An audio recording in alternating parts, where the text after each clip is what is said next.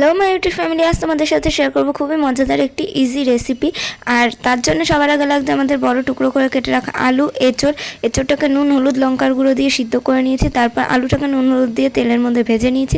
এবার ওই একই তেলে এঁচোড়টাকেও ভেজে তুলে নিয়েছি। তারপর ওর মধ্যে তেজপাতা, পেঁয়াজ কুচি, আদা রসুনের পেস্ট, টমেটো, নুন হলুদ সব দিয়ে ভালো করে মশলা কষিয়ে নিলাম। আর একটু লঙ্কার গুঁড়ো দিয়ে ভালো করে কষিয়ে ওর মধ্যে সামান্য জল দিয়ে এঁচোড়গুলোকে দিয়ে দিলাম।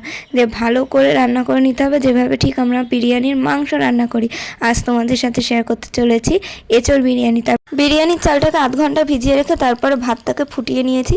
তারপর হাঁড়ির মধ্যে কিছুটা ভাত দিয়ে তার মধ্যে এঁচোড়ের তরকারিটা দিয়ে তারপর আবার কিছুটা ভাত দিয়ে তার মধ্যে দিয়ে দিলাম তেলের মধ্যে ফোড়ন দেওয়া গোটা গরম মশলা, জিরে, শুকনো লঙ্কা। আর তারপর উপর থেকে দিয়ে দিলাম গোলাপ জল, কেওড়া জল, আতর। তারপর 30 মিনিট দমে বসিয়ে দিলেই তৈরি আমাদের এঁচোড় বিরিয়ানি। এটা খেতে চিকেন বিরিয়ানির থেকেও বেশি টেস্টি হয়েছিল। ট্রাই করে দেখতে পাও। টাটা।